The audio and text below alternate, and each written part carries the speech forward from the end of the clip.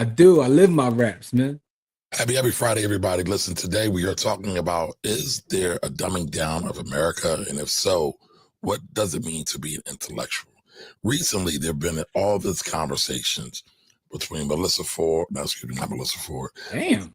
between Joe Budden, I must have been thinking about Melissa Ford, between Joe Buttons and Tiffany Cross, the Native Land podcast, and all those associated with it.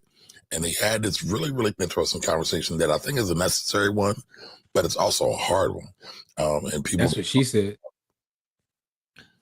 Okay, so people have been talking about, is America dumbing down, right? Are people unable to have real stimulating intellectual conversations?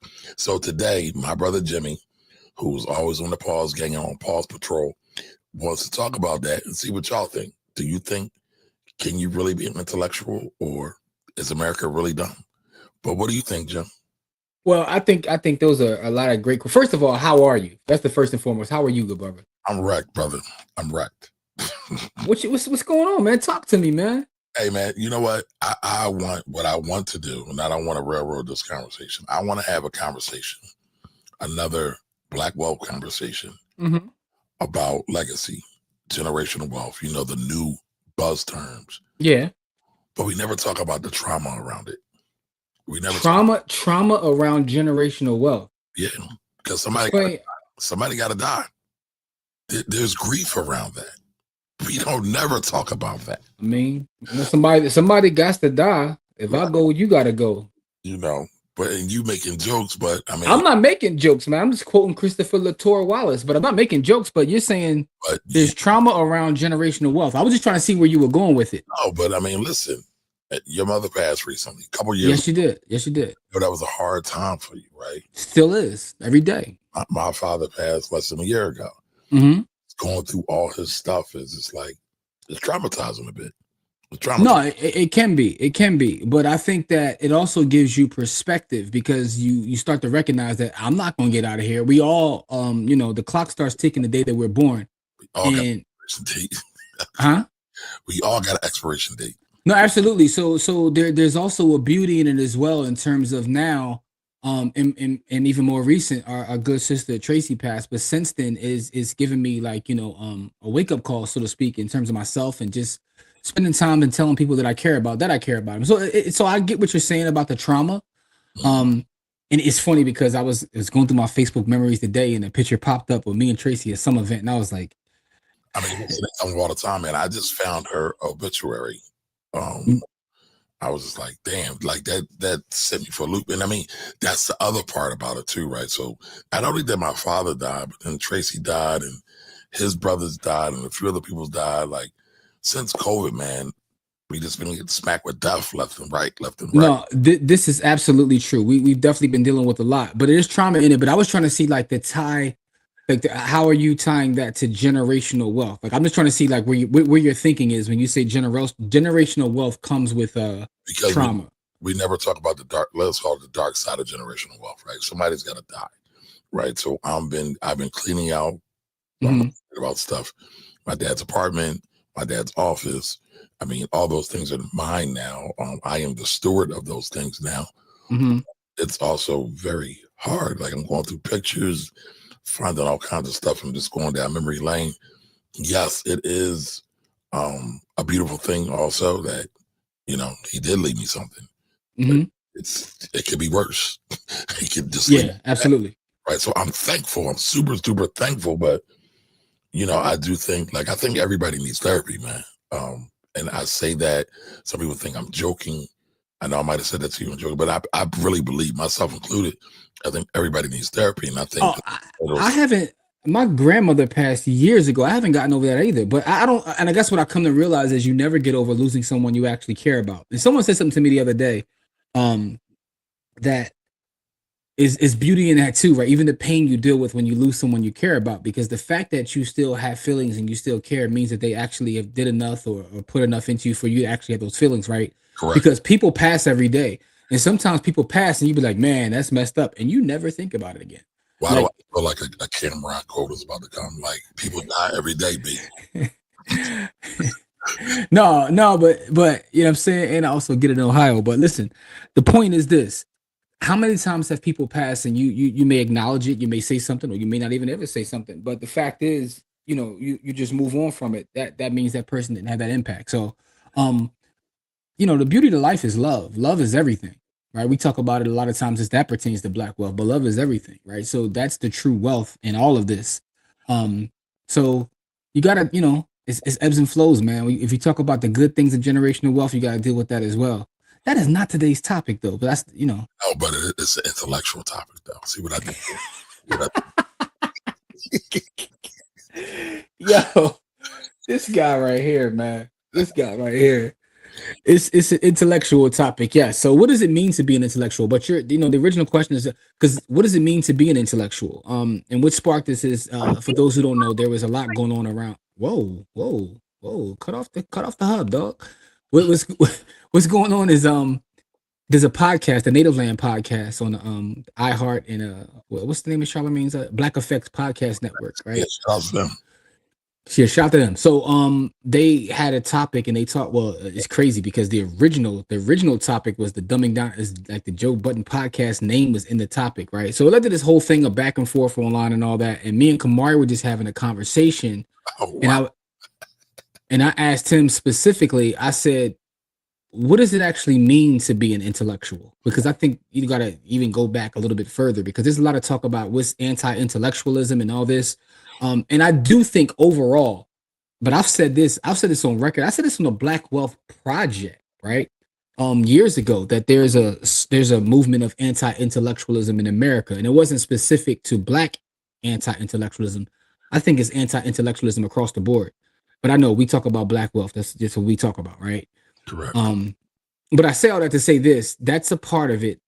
But I think we have to talk about, what does it actually mean to be an intellectual, right? Because one thing I can tell you, and this is from someone who attended a HBCU and spent time in places like with for lack of a better term, uppity Negroes. Oh boy. Jimmy, I want you to take a look at this, and I think it's interesting, the timing of the show and the timing of that show, Joe Budden's. Do we need to talk about Black intellectualism? Oh wow, that's the topic of their Yes. No. That's the Native Land joint. They changed the title. Oh, they changed the title. Yeah, that's what I sent you. That's the one I sent you with the timestamp. That's their. I think they shouldn't have changed the title, but okay, they should. Well, they changed the title because they said that was the one thing they regretted in terms of like using it as clickbait, because they basically, they tried to clean it up a little bit after his response. Okay, well, that is a much better thumbnail though. But you ain't been paying attention to what's going on in these YouTubian streets, man. Where my man Jamil at, man? Jamil know what's going on in these YouTubian streets. I ain't got time. I don't have time. Listen. Speaking of YouTubian streets, man, your man Ifa Tunde dropped a new interview. Well, it wasn't him. It was Ash Cash. Shout to Ash Cash, right? Ash Cash dropped a. You have the clip. I don't have it on my computer, but I sent it to you. Send me the clip. The full. I asked you to send me the full clip. The full clip. What do you mean full clip? That whole thing. That was. Well, no, that was a clip from a 2-hour podcast. I know, but I'm talking about on that particular subject. Even that itself was like 25 minutes. I wasn't sending you a 25-minute joint, dog. But that. It gave me 30 more seconds, man. Pause. Hey, yo. Anyway, listen. Shit, man. Come on, cut it out, man. So Ifa Tunde. Let me finish even telling them what I'm talking about for you to cut me off. So, is it even really worth talking about? It depends. It depends upon how much you like to laugh at YouTube, right? How much do you laugh at YouTube?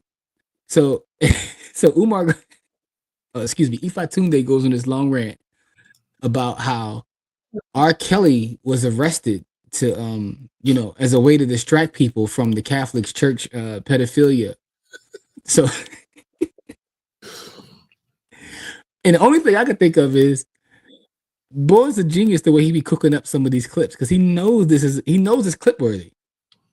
Listen, he's from Philly. He's a Philly homeboy. Appreciate a lot of his work in the schools, but I think he missed his calling. I think his calling was to be a PR agent. That's what I really think his calling was, because this dude knows how to pick a trend and stay on point in terms of whatever speaking he's doing or whatever. But yeah, he missed his calling. He missed his calling, y'all. Yeah. But listen though, man. Shout out. I want to shout out Ray Gun for the super chat. As always, Ray Gun always comes through and shows love. So Ray Gun, you are appreciated, beloved. Thank you so much for that. Salute to everybody in the chat though, man. You know, it's Friday. It's Friday evening. Kamari made us late, but we here. Thank you, Ray. You know what I'm saying? Listen, Kamari made us late because Kamari was out doing God's work. He was making sure that everything was set up for Saturday school tomorrow. That's what's more important. Shout out to Lauren Hill for giving me those bars. Yeah. Anyway, Saturday school is tomorrow, November 1st. We are at 108 East Price Street in the Germantown section of Philadelphia. We'll be there at 9 a.m. You know, we're gonna feed you if you pull up. We're gonna teach you. We're gonna play games. We're gonna have we're gonna have a funky good time.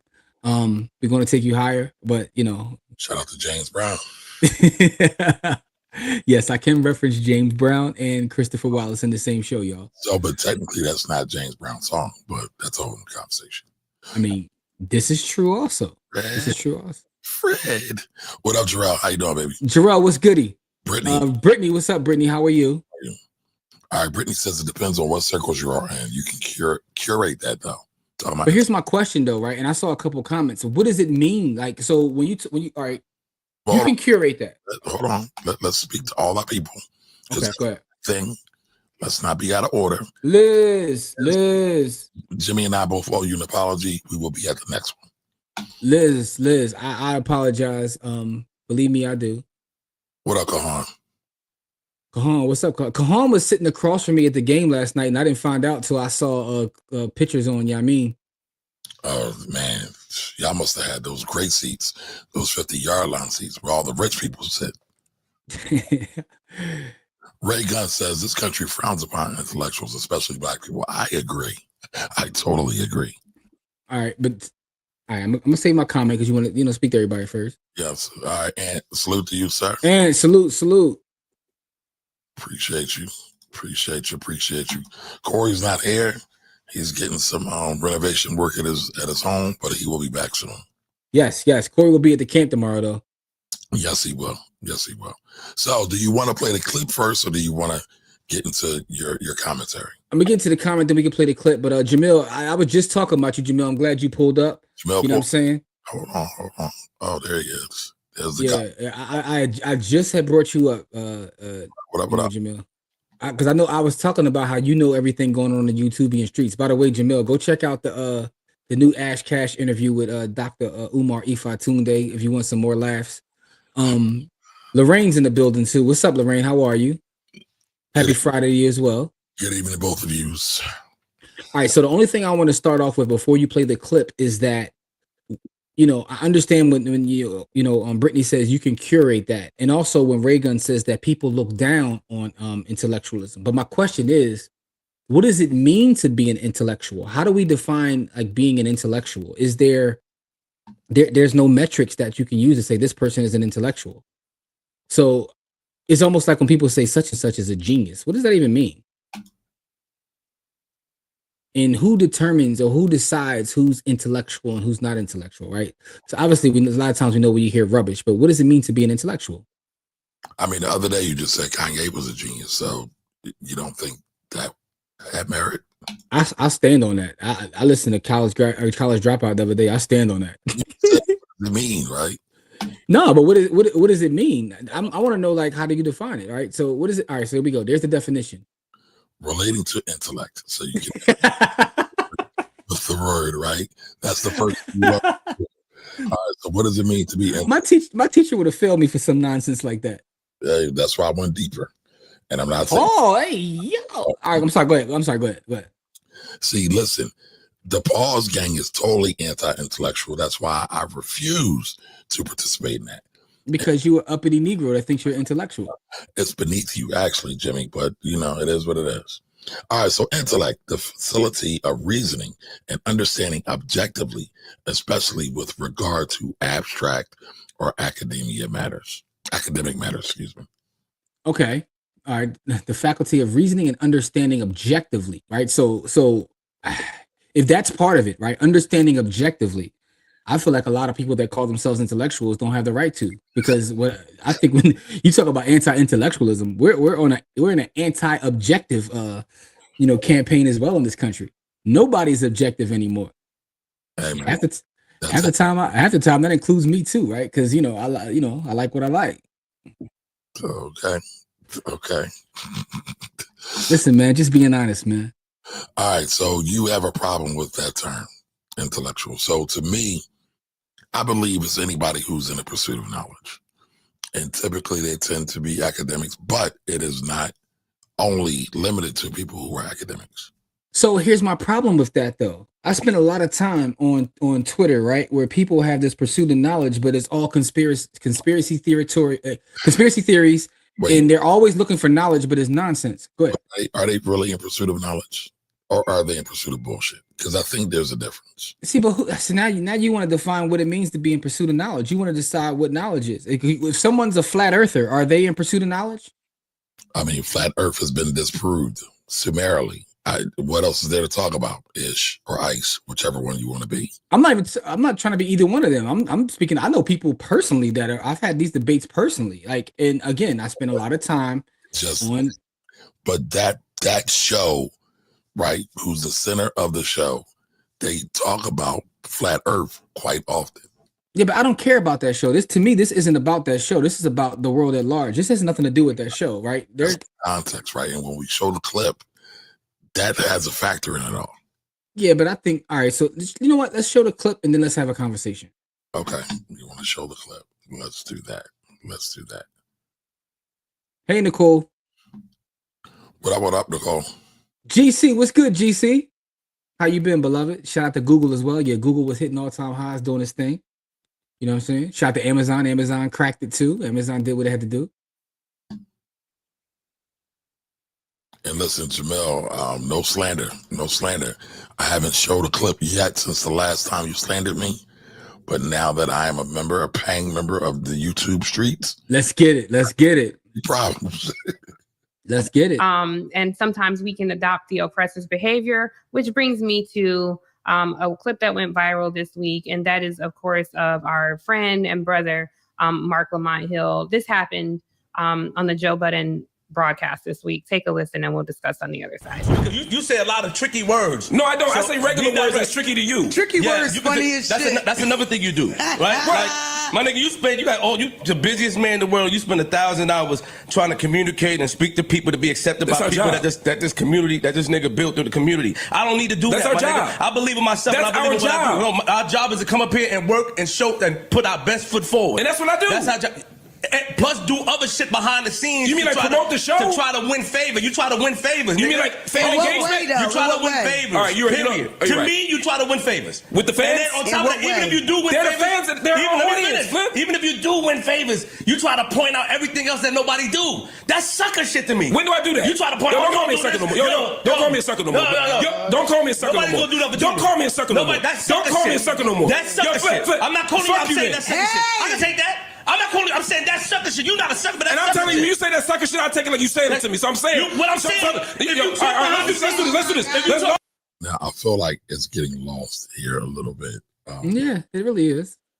But it's funny. If you're not from Philly, you don't understand that being called a sucker really is a cuss word. But, yeah, it's like, it's like my friend from Chicago. He was telling me it's like out there you can't call nobody a goofy. You call somebody a goofy. Wow. Y'all got to squabble. Like, so in Philly you can't call nobody a sucker. You know what I'm saying? I'm pretty sure wherever y'all from, there's something that you can't. It's yeah.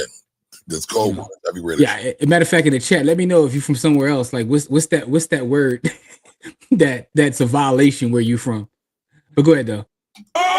Let's both calm down. No. Stop doing that. No, I'm saying let's both calm down. Let's both calm down. Because I'm telling you right now, the way you're talking to me, I'm taking a different way. So let's both calm down. So what does that mean though? I'm saying let's talk like brothers. You don't gotta say that. I'm saying because what you and you ain't gotta say that sucker shit. So I'm saying let's both. You're not a sucker, but I said the behavior. Then we good. Shit to me. Then we good. Then we good. Now let's get back to the show. Okay, I know that was difficult to watch. I wanted to play it for that clip specifically because it was difficult to watch. Yeah, it really was.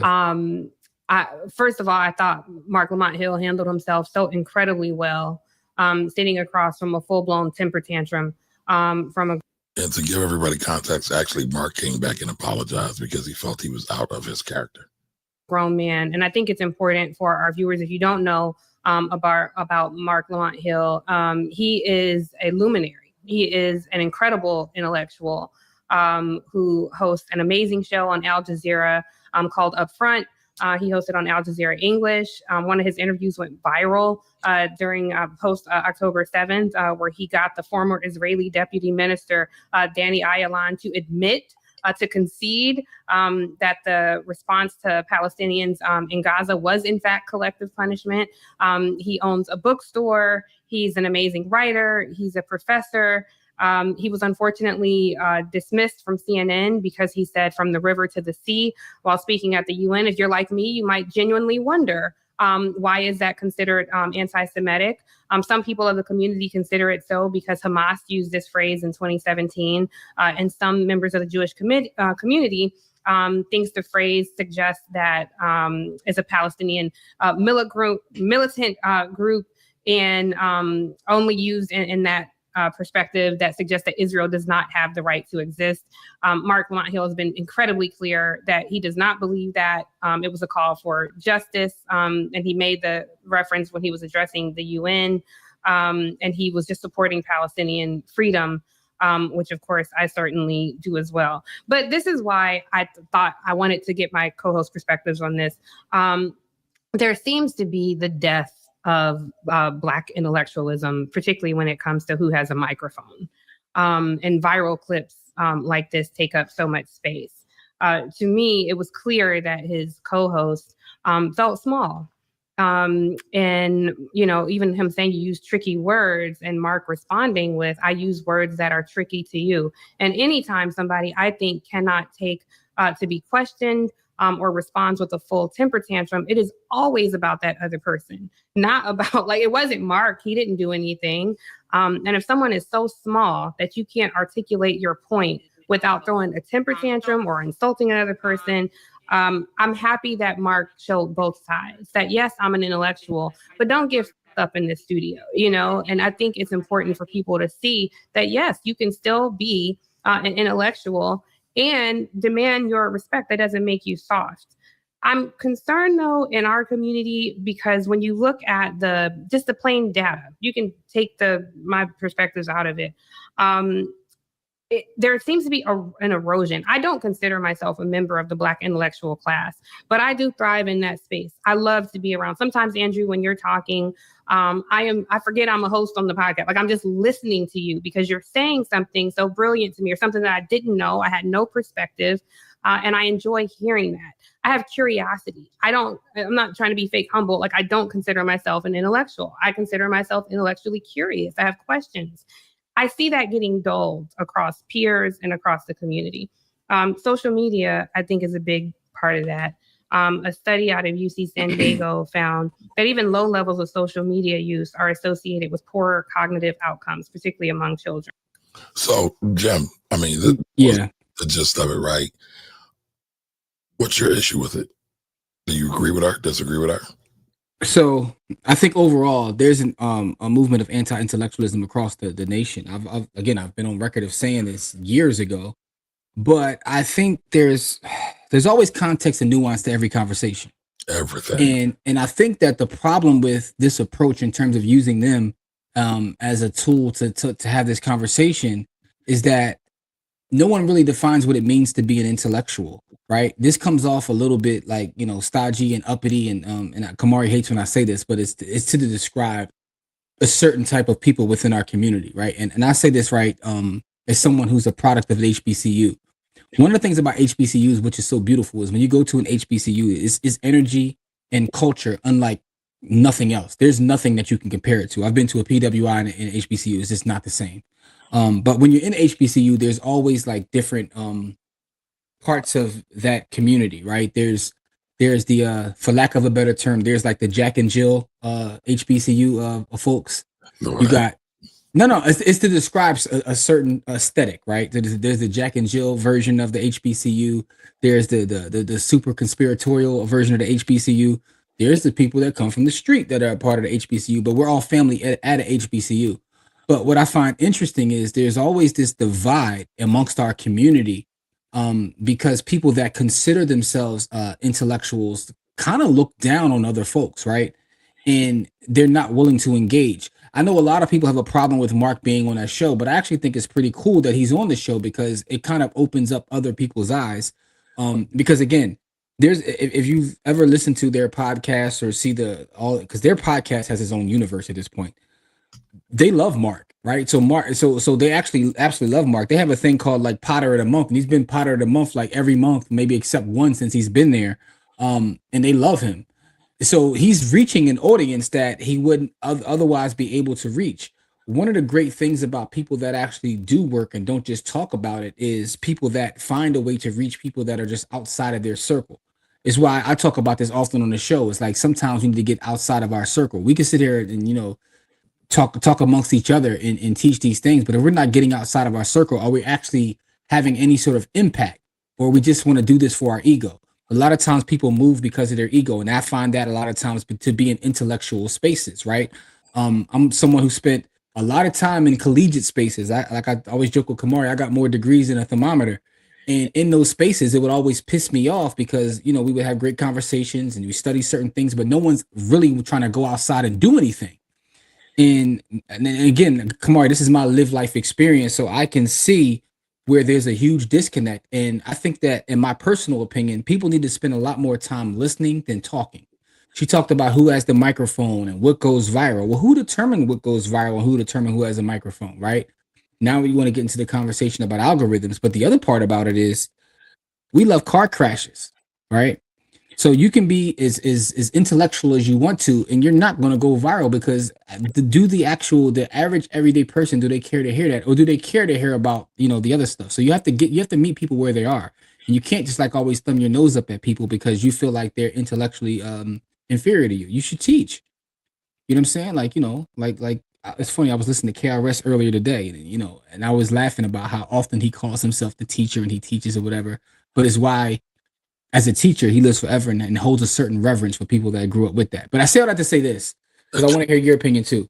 You got to meet people where they are, and you can't thumb your nose up or look down on folks, no matter how intellectually inferior you feel that they believe. I think about our ancestors, and I think about someone like who's a hero of mine. I think about the story of Fannie Lou Hamer. Would Fannie Lou Hamer be considered an intellectual? But did Fannie Lou Hamer go out there and do the work? So to me, what does it mean to be an intellectual?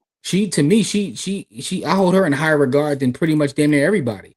But if you watch that clip and watch that episode, I don't think they would consider her a quote unquote intellectual. But what does that even mean though?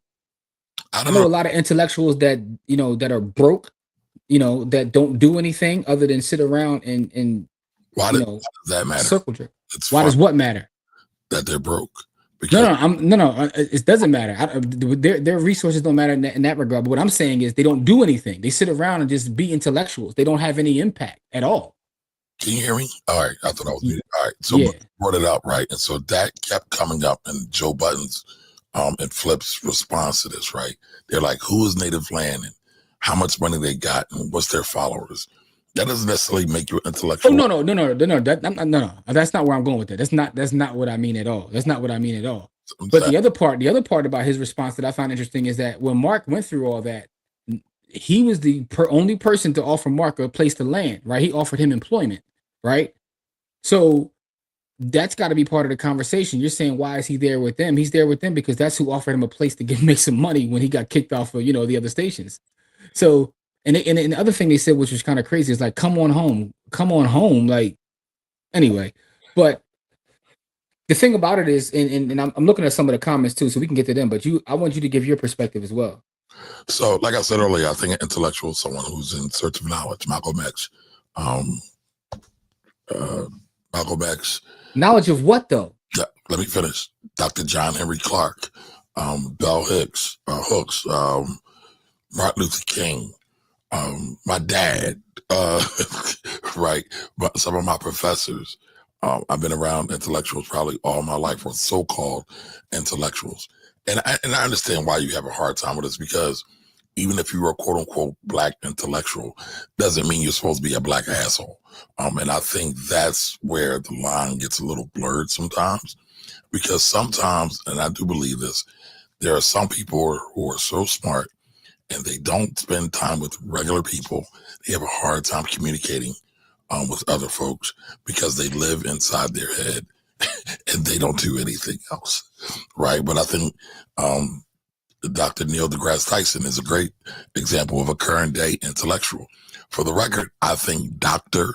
Mark Lamont Hill, because people forget he is a doctor, right? I've done radio with Mark before, and he doesn't make people call him doctor because he doesn't really care about it, because he's just a regular, everyday kind of guy. I'm not trying to say like we're best friends or know each other, but anytime I see him, I've been to a store. Uncle Bobby's is one of my favorite places to go, but that's just who he is. I've seen him at the bar. I've seen him in quote unquote non-intellectual places. He's one of those people who can move.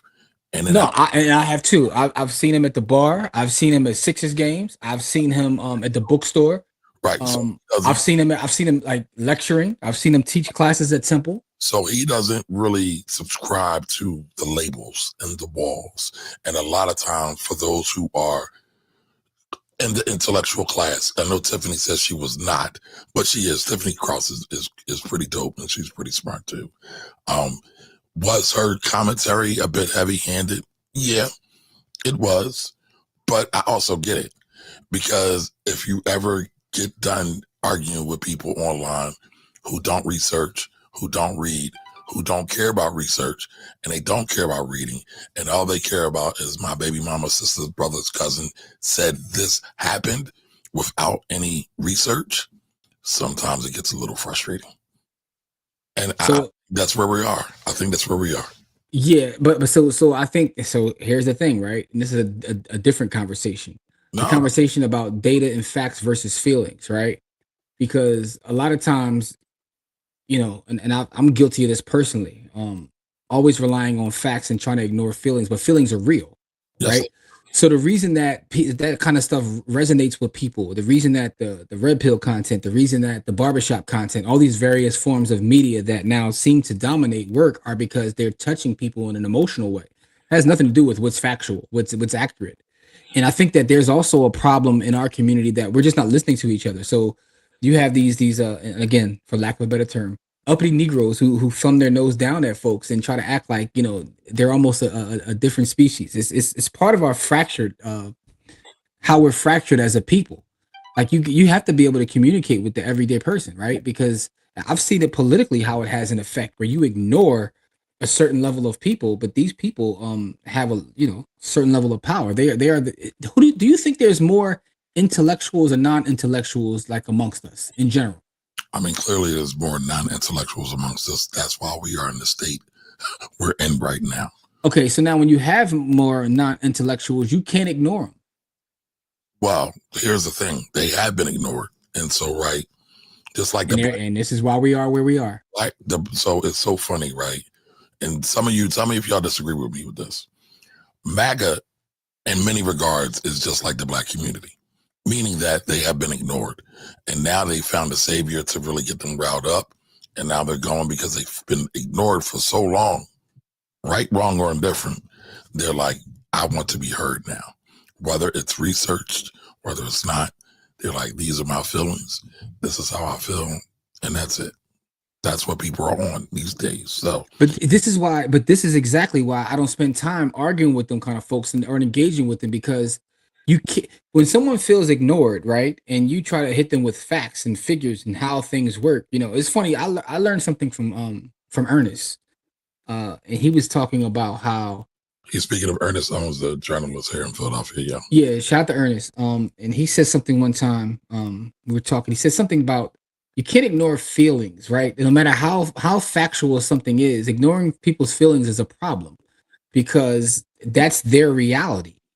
And you talk about like all these things that resonate with people is because that is their reality. And when you have a group of people that feel that way, to your point, like you used that as an example, they made their voice heard, right? They made their voice heard, whether you agree or disagree with how they feel. They do feel that way.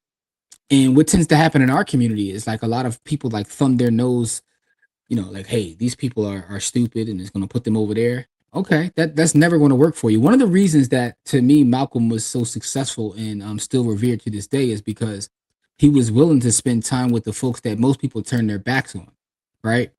And that's why I said even if you feel like these people aren't, where they should be, how about teaching them, right? And don't talk down to them, teach them. I respect someone different. Like if I have a difference of opinion with someone and someone that says, "Man, you just stupid. You don't know what you're talking about," versus someone who tries to spend time if they feel. And again, this depends upon whether someone, to your point, is seeking knowledge. Give me information. Give me sources. Give me things to read. It's why I always cite books. Like, don't just take my word for anything.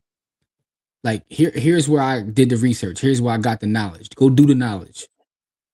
But what about some people don't want to be taught. Some people just want to live and stay in their feelings. Some people do not care about data. Go ahead. But the other point I was going to make too about even when we talk about like the pursuit of knowledge, I think that's tricky too because. Well, Jimmy, you're going to say it's all tricky. I mean, listen, I learned that from Rev Run when I was a kid, man. Hey, it's tricky to rock around. The rock around is right on time. Oh, it's tricky. Hey, there we go.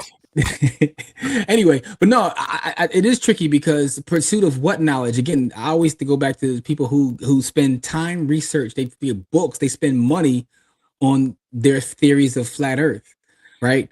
I know a gentleman. I'm not going to say his name because he might be watching this on Facebook. He's spent money. He's like literally traveled and went places to try to prove this theory. So I say that to say like he has this pursuit of knowledge. Now it could be nonsense, but what's the knowledge you're talking about? I mean, but here's the thing, man, and I think we gotta, we have to do a better job of calling a thing a thing. There's a bunch of people who will buy courses or invest money with people who they never should have invested money for, and then they complain about getting scammed, and they want somebody to feel sorry for them. I know a brother from Morton and Johnson, right? Who wears purple and gold now, and he's with a different organization that has a pursuit of knowledge, and they just go around yelling at people, like So shout out to Drewski too. I don't know if you saw Drewski's clip. So I saw it, and it always went back to the Snow Bunny. But here's the thing. In all seriousness, right? Mm-hmm. You got people who get scammed. You got people who wear gold, purple and gold, or whatever. Right? Every sect, every color. Where are the established facts? Because a lot of times they don't believe in anything. They think everything that's quote unquote established knowledge is not real or it's conspiracy. So what do you do then? But that's my point. But that's why I said we got to be careful with how we define an intellectual. Is like the thing about knowledge, right? What if your knowledge is trying to figure out whether you're a sovereign citizen so you don't got to pay your taxes, right? That's a thing. Am I wrong?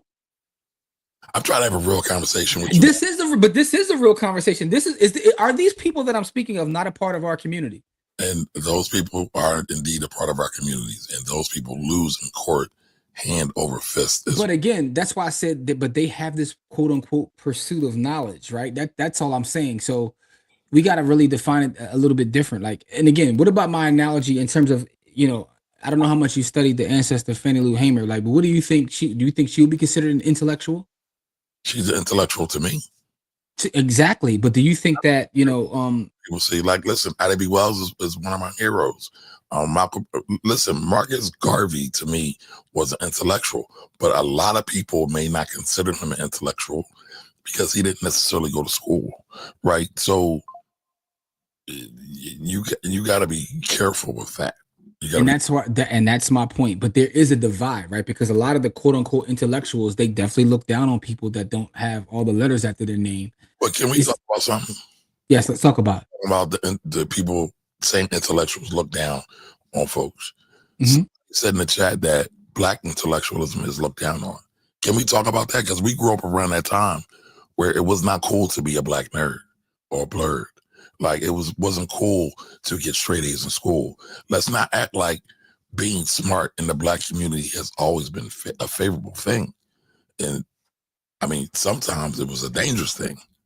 It could be. I think it all depends upon your environment, right? Because there are environments where it was like, and again, I operated in multiple spaces. So I've been in spaces where that was a cool thing, right? When I went to Ivy Leaf, there was a cool thing, But right? that When I came home, it wasn't.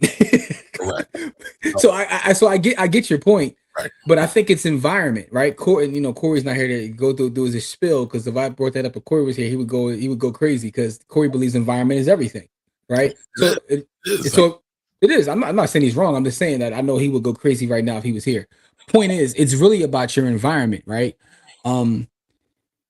But it's just weird. I'm telling you, man, it's something about, and I don't know if anybody in the chat has ever went to a HBCU, but if you have, then you know exactly what it is I'm talking about, right?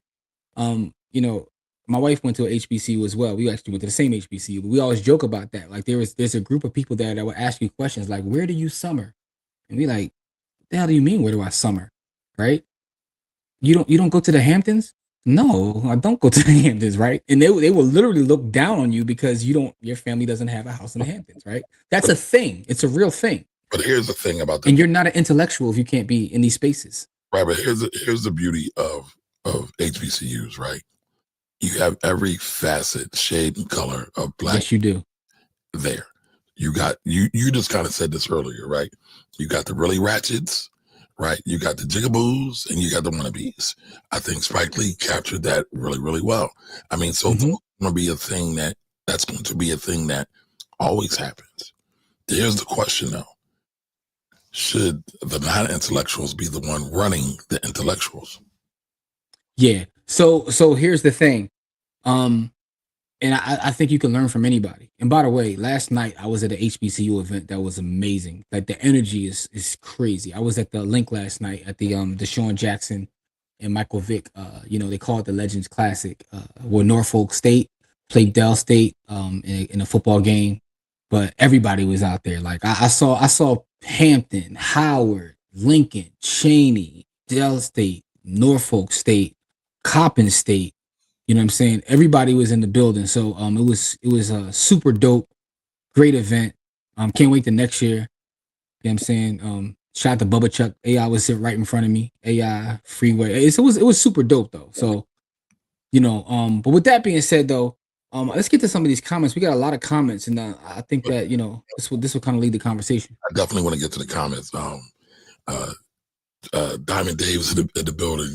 Shoot the shot to Diamond Dave, man. Diamond Dave is an intellectual and a legend, man. That's my guy. I love Diamond Dave, man.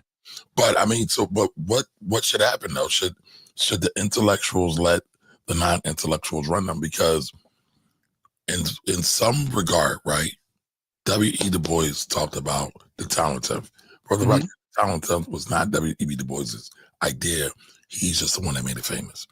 But he said those that have the education and the skills are supposed to be the one that are able to guide and lead us. But what if people don't want to be led? And I'm not saying that the quote unquote talent tip is always right. Who do we want to have providing light or being a canary in the coal mines? Do we want the intellectual or do we want the non-intellectual?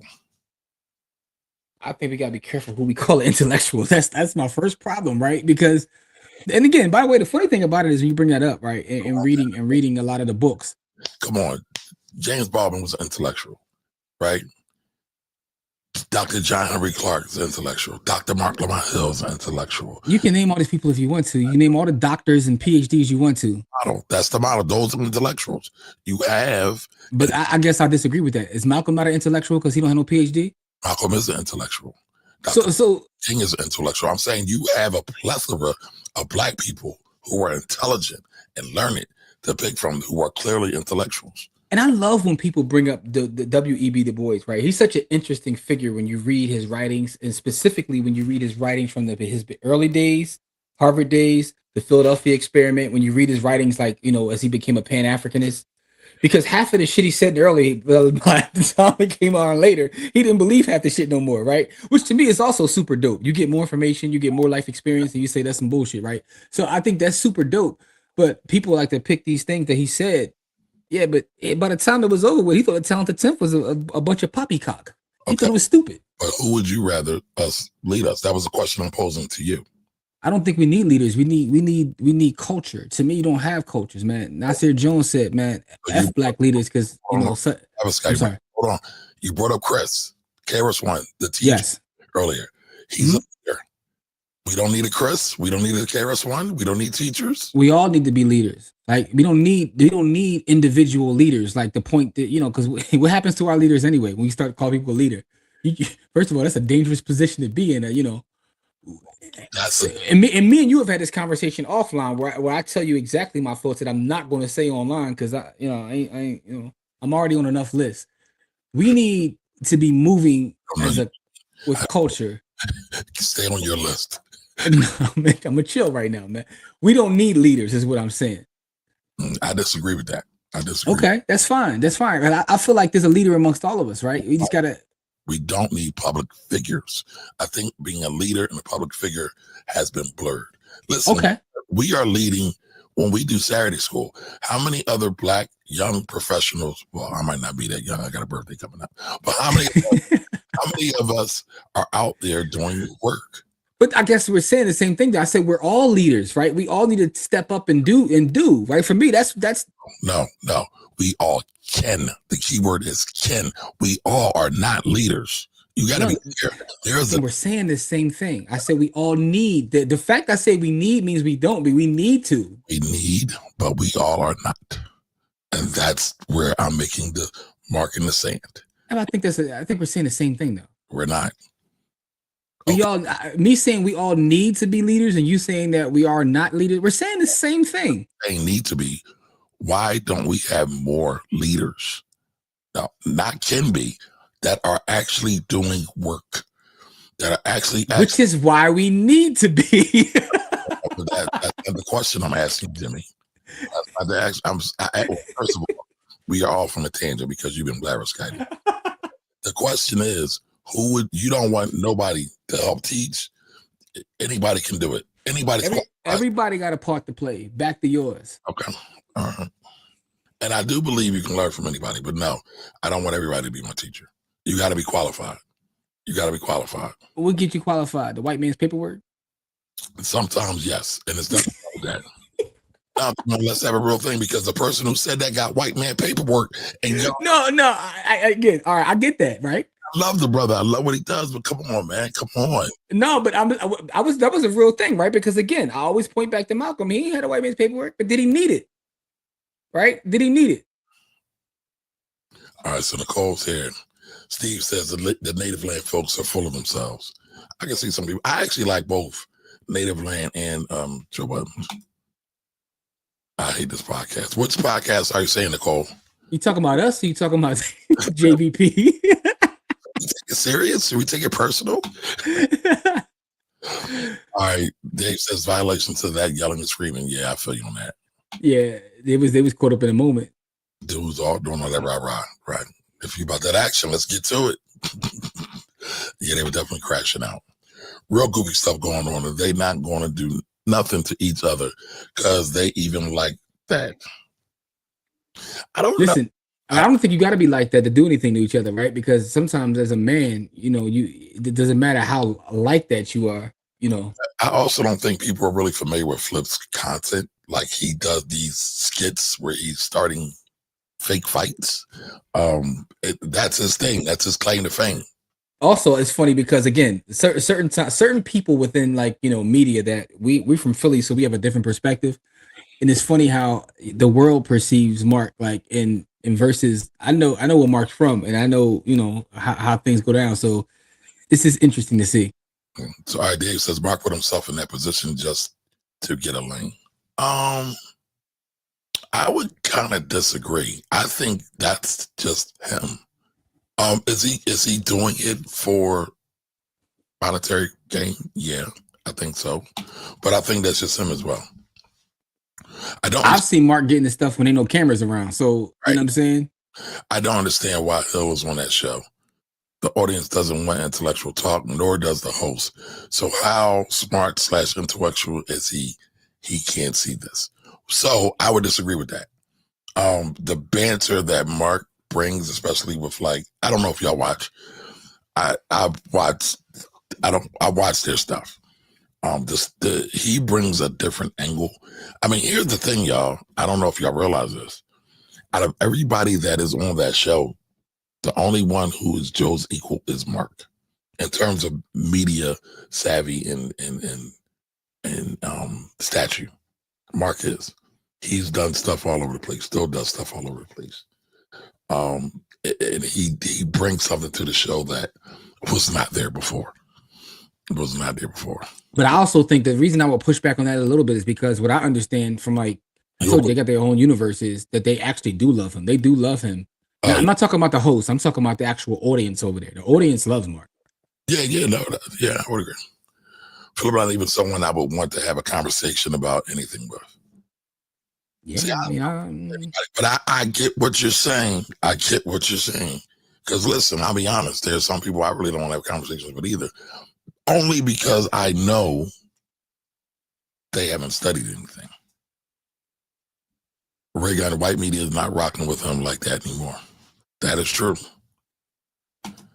That is true. Mark is the audience's favorite co-host. Mark is the audience's favorite co-host. Yeah, that's what I'm saying. So that's why I would say that it's a little bit different. He's definitely their favorite co-host. Right. Joe Budden podcast always has drama. Yep. Drama sells, y'all. That's the reason why we don't have 1 million subs, because we ain't got enough drama. Jimmy, we might have to do a skit of us fighting or something. We're gonna have a food fight. Kumar, you said you don't want to with people that ain't did no studying, man. You said you ain't messing with people like that. So I mean, actually, that's a contradiction on my end, because listen, I will talk to anybody. And I find interest in anybody. I don't know if you've ever been with me, but when I meet people that are homeless on the street and they want food, I will feed them, and have a conversation with them, because especially if she's thick. I've seen you. Gotta be nothing. I've seen you. Let me shut up. All right, never mind. Can you be serious just a little bit? What makes you think I'm not being serious though? Being serious, because those are all lies. So as long as someone, so long as someone studied the 120, they got the 120 lessons, then you good with that. So I never got 120. So I'm out of my. You never got the 120? You're not seeking knowledge? I mean, what's going on? Listen, I'm not NGE. I'm more of an NOI type guy. But yeah, okay. I respect them both though. I love what Clarence did. I love what he did. Now, speaking of, that's actually part of this conversation. Have you ever read his book and he talked about why he actually broke off? But here's the thing, to your point, right? He broke off because he thought it was too stodgy. It was too uppity. It wasn't down to earth. He wanted to get out to the people, smoke blunts, drink rocks. Same thing, right? That's why I said it's actually part of this conversation. He thought that having a conversation, it started becoming too conservative. I mean, no, but even when you look at the boys versus Booker T, it was very much the same shit. Mm-hmm. We doing the same thing over and over again. The boys versus Garvey, same thing over and over again. X versus King, to a certain degree, over and over again. So yeah. All right, Ray Gunn says Dave Williams, the retail trader, makes sense. I'm sure money is an aspect of him being on that show. Yeah, I believe that. Thank you. Appreciate that. We may differ on the definition of what is an intellectual. However, the Budden show is a barbershop content for people that can't read, in my honest opinion. So I wouldn't say that though, right? Because I think their audience, listen, if you look at the numbers, they got to spend different. It wasn't for you to say. He said it already. What? You said you wouldn't say that. No. I'm just giving my opinion on what he said, right? He said his opinion. That's his opinion. I was just saying that I wouldn't say that. I think that may be part of it, but I think their audience is large enough that is even more than that. They have a huge reach, like Paul's they do. And also the idea of barbershop talk, right? Is that like a negative connotation that comes with say this is barbershop talk? So here we go. Jimmy's trying to over intellectualize the thing. You know what he meant. What I read. No, I get that. But I think barbershop talk spans a lot though, bro. But a lot of times people say that's barbershop talk, they think it's like low vibrational, right? It's usually, not always, right? Because Jimmy doesn't want to generalize. It's usually not high value type stuff. It's usually low vibrational. Look that ass shake. Make that ass shake. Listen, I know that when your president got caught talking about a young lady's posterior, he said that was his barbershop talk. No, he said locker room talk. Oh yeah, locker room talk, which is the equivalent of barbershop talk, right? If you say so, he's not our president. All right, Jigga says not a big fan of Dr. Mark Lamont Hill. No, he said shill. I know. I was coming back to it, Jimmy. Relax. Shill, but do respect him being open about his background with being inside Malachi York's inner circle. Makes me respect his journey from Black Power to mainstream. I'm gonna leave Dr. Malachi York alone. All right, Joe Budden hired Mark. Native Lands added a 8-pack bootlicker. Who's the 8-pack bootlicker? Which one? I mean, shoot, you could probably say all of them, right? But that's exactly why I'm just gonna be quiet. Which ones you gonna say? All right, Nicole says some people assume how intellectual someone is by the way they look. Some people call themselves intellectual because they believe they know everything. That's a fact. Man, that last point. That's a fact. I consider myself an intellectual because I believe I know nothing. Jimmy's an intellectual because he knows how to use the word pause. All right, intellectual is someone that studies and obtains knowledge. I see an intellectual as a person taught to think. They may not think like me, but they think. I respect that. Yeah. Joe Budden's show is a male gossip, in my opinion. Black intellectuals often have been and are considered. Am I reading that right? Yeah. Black intellectuals often have been and are considered. You said are. Yeah, are considered. It must be ARE, but yeah, are considered the black elite who look down on the common man. So that's the interesting thing, right? Because when you have someone who's a quote unquote intellectual who doesn't look down on the common man, those people tend to have a longer legacy, right? Those are the people that we talked about who aren't quote unquote the academia types. You know what I mean? And I think that's the space that Mark is trying to operate in, like where I can move from this space to that space to this space to that space, because like to your point, Kamara, he still does work in other places. Right. This is just, where he does a little bit of his work here. I mean, I don't think he's trying. I think he actually does it. He does it. Listen, man, from what people tell me, the reason they love Jesus is because he spent time with the common folk, right? Now, don't do that. I'm not comparing Malcolm or anybody. I'm not comparing anybody to him. I'm not trying to, get clapped at by the Christian gang. I'm just saying that's what people tell me. The last time I went to the Bible, people got mad at me. But yeah, Jesus hung with all the sinners, the hoes, the thieves, the winos, all of them, everybody. Sounds like a good Saturday to me. No comment. All right, Jigga says, what qualifies someone as an intellectual nowadays? Nowadays is the key word. I get hell upset when someone tries to Google or GPT me, trying to prove me wrong when they wouldn't even know what to Google or GPT if it wasn't for me. That's interesting. I'm like, dog, I'm coming off the top of the dome. I have 80 books here with me in Tennessee and now over 150 books in the D. Don't disrespect me by going on the net and nitpicking by being off by 3 months. Hey, I have a photographic memory. He be out here having intellectual spars and whatnot. Speaking of, my wife just gave me this book, right? And this is some interesting history too. What's the book? But it's this right here, right? It's the Gullah Geechee heritage in the Golden Isles. Listen, I need that. My peoples are Gullah Geechee. Okay, shout to them. I'm always looking for information about them. So yeah, please. So I got you. I'm make my way through here. She was down south and got this for me. So shout to her. South Carolina, I'm guessing. All right. So Dave says FLH Fannie Lou Hamer did not need intellectual to be effective as a civil rights organizer.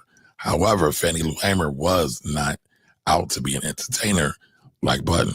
Great point. No. All right. So here, I want to make sure I communicate what I was trying to say. I wasn't comparing her to him. What I was saying is these uppity intellectual types that always look down on people who don't have the credentials or these things, would they consider her to be an intellectual?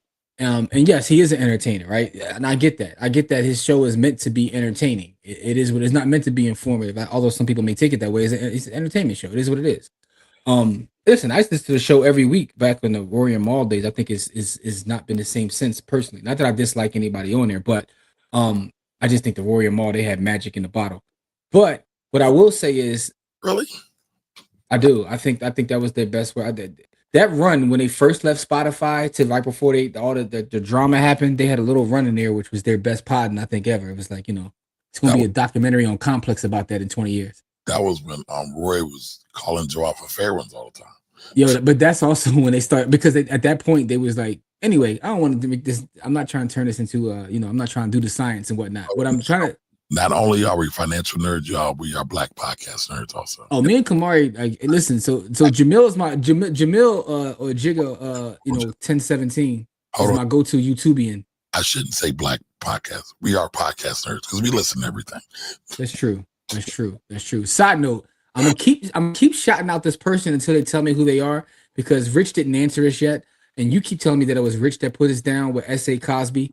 I don't know who put us down with S.A. Cosby. It was someone on a Friday in the chat and was like, y'all gotta read S.A. Cosby. So I don't know who it was. So wait a minute. Stop. Full stop. Why are you, Dave, I got you. I'm coming right back to you, bro. Why are you bringing this up right now? Because I finished my third book. I'm in the, and I shouldn't say the middle. I'm like 10% done the fourth book. Have you added the great sir to your GOAT writers list? No. So why are you talking about him now? You keep bringing. I think he's super fire, but I see. You the kind of person, right? Here's what you are. I'm gonna say Kamari was right, but you don't want to say Kamari was right. No, I'm gonna tell you why, and I'll be completely honest with you, right? Having 5 books you can't make my GOAT list with 5 books. Listen, Biggie got GOAT list for 2 albums, right? This boy is something else. Just saying. He's not the Biggie of what he does, though. Biggie is a little different. Also, by the way, I wouldn't call Biggie the GOAT either for that same reason, right? It's just about you. People do it. I think Biggie could have been the GOAT, but I don't think Biggie is the GOAT. Right? But hear me out, though. Hear me out. I think he's phenomenal. But you one of them people that if I don't say you're the greatest, then you think I'm slandering him. It's like when people be like, well, LeBron ain't better than Mike. He's number 2. Like, being number 2 is not a problem, right? That's a huge accomplishment, right? Anyway. I really talk about sports, sir. So no, I'm just saying it's the same thing. The analogy is if you don't say someone's the greatest, it's like, what you mean? You disrespectful. For the record, how this all started for everybody who's been up on this conversation, I said, I didn't mention nobody else. I didn't bring Jimmy into this.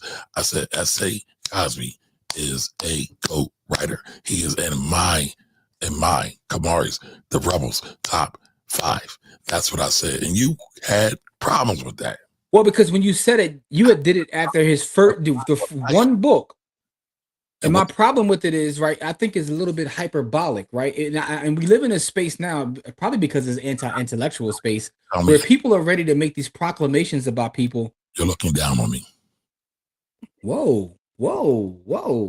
I was getting ready to show you that it was written about in this book. It's a great piece of literature. It's called Sports the Book. And one of the chapters in this book talks about the idea of you can't really crown people the GOAT of anything, right? It's called the Table of Gods theory. Is the name of the chapter. It's called the Table of Gods theory. What theory is that from? Where's the theory? I think you could have one body of work and say GOAT. No, the Table of Gods theory is based on years of data and research. Says who? Says the author is great piece of American literature called Sports the Book. The author is subjective. Nah, I'm telling you, it's pretty well researched. You should read it. You should read it and learn from it. However, here's what I'm. It's intellectual, man. So I just want to make sure I give whoever gave us S.A. Cosby a shout out, because I do think that he's super talented. And what I'll tell you is this, and this is actually probably a better compliment than even calling him the GOAT. I'm gonna give him a better compliment. There's only certain writers that when I see their name, I cop the book without even looking to see what it's about. He's on that list for me. I'll give him that. Cop the book because I said he was the GOAT. But listen, here's the thing. I'm a greater talent scout than Jimmy. I said the boy's the GOAT. The boy's the GOAT, man. That doesn't make you a better talent scout. It means that you're it means that you're hyperbolic and you don't believe in letting people prove themselves. I'm passionate about what I see and hear and read. That's not hyperbolic, Jimmy. but because I'm not calling him the GOAT doesn't mean that I'm not saying the brother's not talented, man. You got to stop with that. You have to be more intellectual and understand it. Be more intellectual, brother. All right, so Dave said Fannie Lou Hamer did not need to be intellectual to be effective as a civil rights organizer. You do realize you read this already, and we already started talking about it. We cut it off. We never finished the thought, so we need to start over again now. Please don't. No, go ahead. Sir, thank you. However, Fannie Lou Hamer was not out to be an entertainer like Joe Budden, and I think that's an ultimate great point. All right, Jigga says I had a stroke and I'm AARP eligible, so I ain't as sharp as I was 20 to 35. I would disagree with that, but I can't dispute you on how you felt, brother.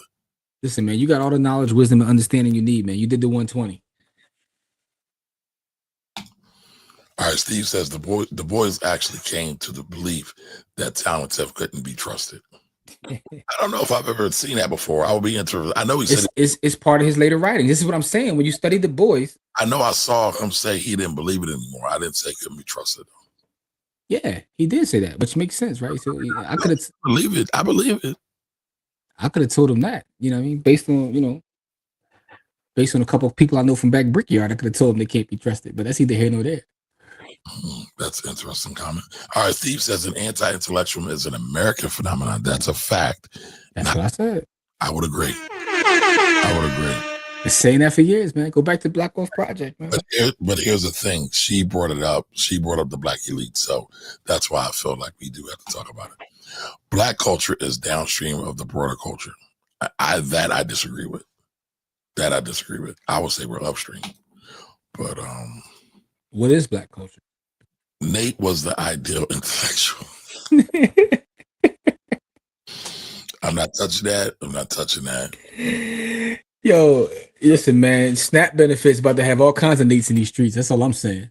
All right, Jigga says we don't need leaders. We need actionable strategies. But who's going to devise the actionable strategies, solutions, and on code, as Tariq calls it? By the way, it's Tariq on code, but he's mainly online Negro babble. Okay. Here's the thing, though. Outside of what I was like referring to, what happens to people that try to be leaders, even before that can happen, you try to lead and you get crucified by your folks anyway, man. But did Jesus try to lead, or did he just lead? Did Ice Cube try to lead, or did he just lead? No, Ice Cube tried to lead. Ice Cube full of shit, but that's see what I mean? See what I mean? Listen, he took action. Whether you agree or disagree with the action he took action. No. That's another show, man. That's another show. All right, Jarrell says, I think Amari is saying that there are only a select few that are eligible to leaders from the group of Ken B's. I disagree with that. Okay.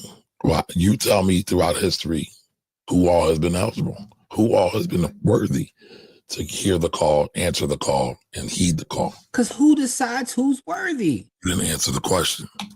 I did. Right. Okay, Nicole's talking about Joe Budden. All right, Jarrell says, appreciate the show. Y'all on the way to the hospital. It's time. Oh, congratulations, man. Congrats. It took me a minute, but you're about to have a bubbling baby boy. So congrats. Yeah, man. Congratulations, man. James is a great name, but salute, Jarrell. Like, congratulations. And so you know what I'm saying? Congratulations. You know what I'm saying? Make sure you cut the pot on for the baby boy when he's born. You know what I'm saying? And we hope it's a masculine child. May your first child be a masculine child. All right, Dina, thank you. For the super chat. Dina, what's up, Dina? Thank you for the super chat. An intellectual is always learning from everything and everyone. That's what would make an intellectual a better leader. A true intellectual is humble to knowledge. So if a true intellectual has to have a certain level of humility, that means Kamari is out. But I'm the one that talks to everybody. GC says, yeah, Jimmy, I don't know about all that, but I hear you. My bad. It's been so long since Kamari got to these comments. I don't even know what that was about. It might be blasphemous, but Mark would be better, sir. Oh, maybe because of what I was talking about, like in terms of like Mark being before he's from and all that. It might be blasphemous, but Mark would be better served on Vlad's platform interviewing guests.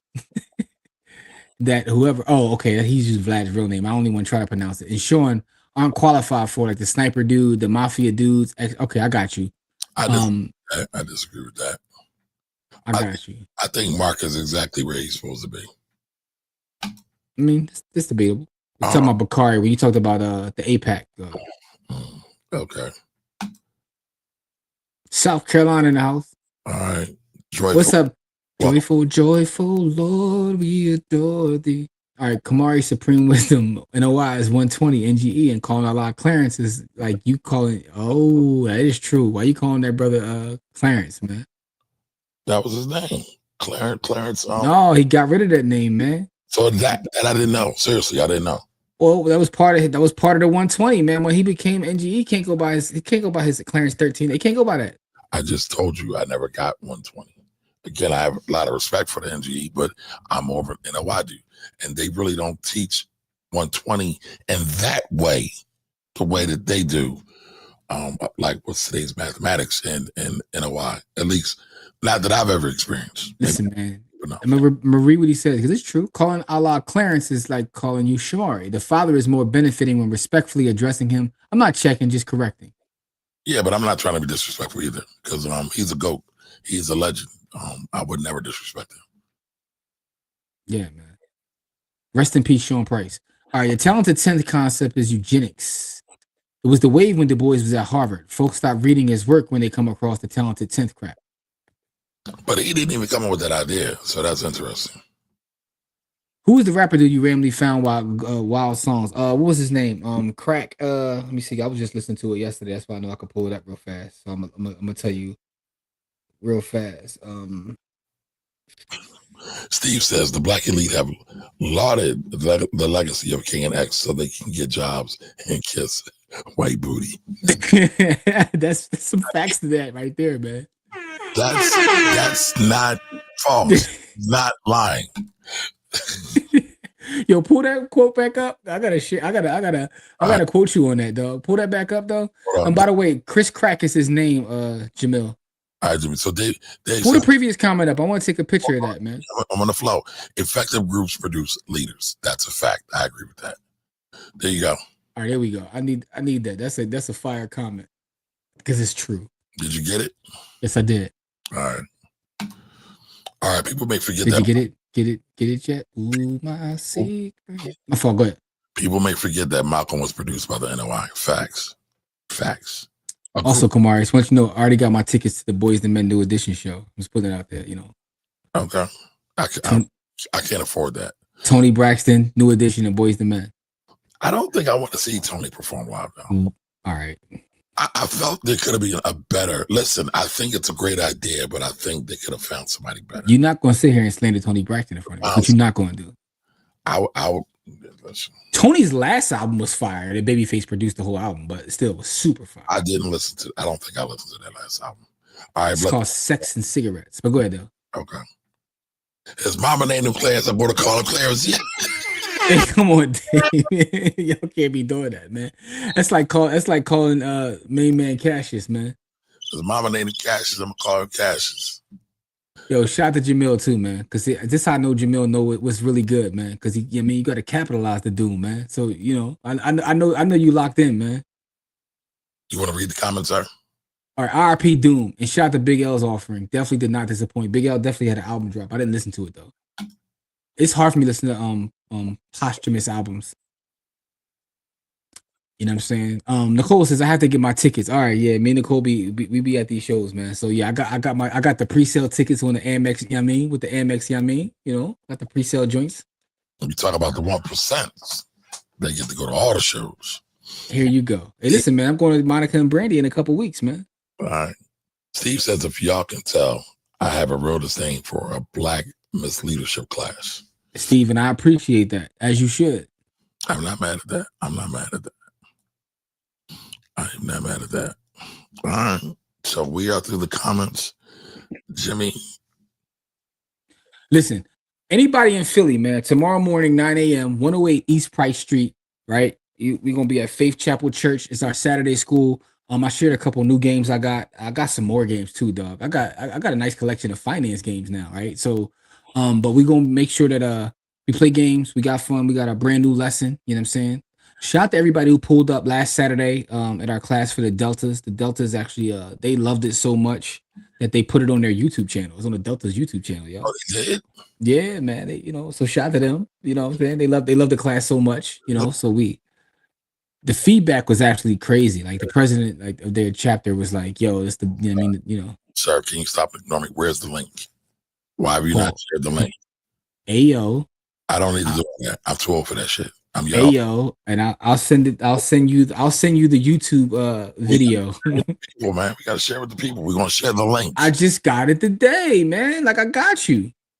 Jimmy be gatekeeping, y'all. I'm not a gatekeeper at all. Clearly you are. You didn't share the link. Pause. I'm not saying that shit. That shit's goofy.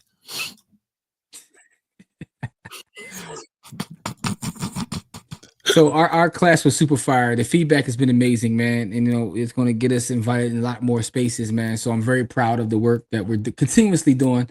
And tomorrow that work continues. Like I said, our Saturday school. Salute to the youth. We want to make sure we feed them, get them a good meal. We got some special guests coming out to speak to the kids that pull up tomorrow. Y'all, Jimmy was skimpy on the chicken last time, so I had to put in a double order. Whoa, here you go. Here you go. Here you go. Listen, man, I need my chicken. So Jamil, as soon as I get off here, because she sent it to me, but I don't have it on top of my head. But I'll make sure you get it, beloved.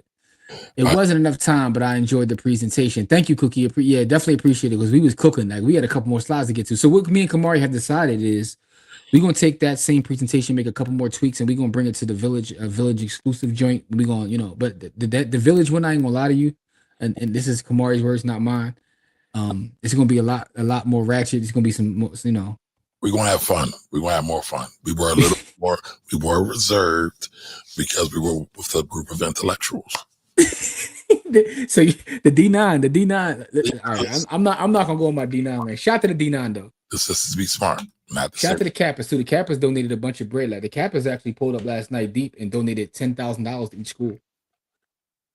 Okay, they donated $10,000 to us. No, I was talking about the schools from last night, though. Oh, I was talking about the Bonneville Academy. I was about to say, who gave us? Be like, that's gonna happen. That's gonna happen, man. And shout out to all the D9 because I'm going to all the D9 folks I know. And listen, Bonneville Academy is an official nonprofit now. All right, so hit the cash. God. All right, listen, we got the Bitcoin giveaway. What should our bag be? Steve said, I'm going to keep my D9 comments. I'm pretty sure Steve got some fire for D9, yo. I'm pretty sure Steve got some real fire thoughts, man. You know what I'm saying? Anyway, what should tonight's giveaway be, man? Give us some hashtags, man. Hashtag intellectual. We need the hashtag. Yeah, give us some hashtags for tonight's giveaway. How many? Jamil, help us out. We need how many sats for $25? Oh, by the way, I want to give Jimmy his props. I do. I really do. I don't even know what you're about to say, but thank you. I've been going crazy on the fold. I've been getting all kind of sats just for shopping. So hey, listen, man. The full sats add up, though. Listen, I'm gonna show you something real quick. I don't even be letting people in the mind. Between fold and I got a couple other strategies. You know what I'm saying? Fold is just one of them, but So Jamel says, what's the deal on the reads versus physical and the Houghton Daniels video? I don't know about the Houghton Daniels. Who's that? But listen. Oh, we talking about AE Daniel, the brother from Detroit. Me and you had a conversation about doing that one too. Yeah, that was Friday. We definitely gonna get into that. Like we work on. Listen, Jamil, we did we have a bunch of stuff shot. It's just like we gotta get it out there. We didn't shoot on that one specifically, and Jimmy said we were going to do that one person. But actually, it was inspiring. I'm gonna show you what I got in my fold. How many sets I got sitting in fold right now? Right. The other thing, real quick, Jamel, is that the reads versus real estate conversation was supposed to be about me to help me make a decision about where I want to go in real estate. Jimmy just kind of hijacked and said he wants to do a full presentation. Here we go. I said, Jamel didn't want a full presentation. He wanted a conversation.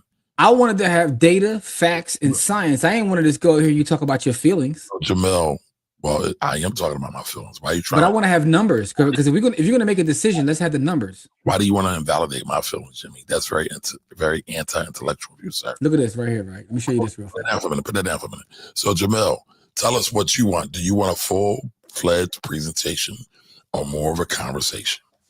All right, what you got, Jim? No, I was going to show you like what I got sitting in my account right this second that I got to cash out at is right here. So this I got 862,592 sats that I got as rebates, which is kind of nuts. But as you can see here, I got close to 12 million sats just off fold alone. It's all fold alone, by the way. So what's that? Let's see how many. Let's see how many sets that is. It's like 12 million. That's more. Well, put it like this: 12 million is more than a tenth of a full coin. Now that's not. And the crazy part is, no, man, you shut up. Wow, there's a whole Satoshi to USD calculator. I didn't know that. Yeah, I didn't know that. It's several of them. Actually, it's one on the app, one of the apps that I've been trying to get people to use. Is one right in there. But it is what it is, man. I'm gonna keep stacking. Yo, I like that one. Do you have a brain? If I only had a brain. That's hilarious. All right. Anybody else got any other hashtags for us? Brittany, that's pretty funny, Brittany. Anybody else got any hashtags for us in terms of what we can use for our giveaway? Hashtag D9. I see you about to set Steve off. Hashtag Divine 9. You about to set Steve off, yo. I'm trying to keep Steve calm. Steve has been letting his hands go a little bit. I don't know if we should make it, Do you have a brain? Hashtag treacherous. Ooh.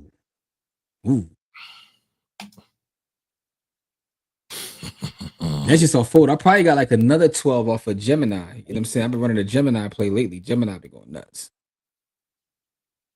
Thanks for the spin reminder. Yeah, every day. By the way, Kamar, every day you get a free spin when you get like sats every day just for spinning it. Yeah. I think I got 10 today or yesterday. Yeah, man. Usually I get like 5. All right. I appreciate both conversations for the overall village. Remember, I'm disabled and 50. I ain't got time for contractors, walkthroughs, and tenant headaches. All right. So that right there, I think you answered your own question, beloved. Yo, by the way, me and Kamari shot some content the other day in the field. Actually, in the field. I was walking Kamari through a property that I'm turning over right now. So we shot some content on that, and that'll be out, sooner rather than later. Y'all wildin'. Yeah.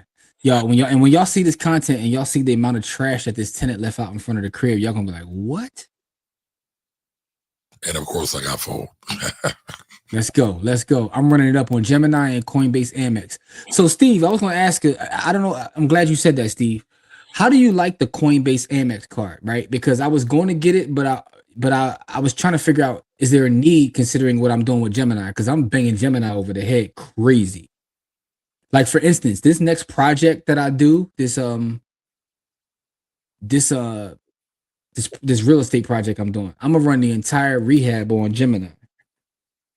And that's one of the secrets, right? So back in the day, when there was other cards that was giving crazy sats out, I ran, and matter of fact, that was the crypto.com card back then, right? And you would get the crow.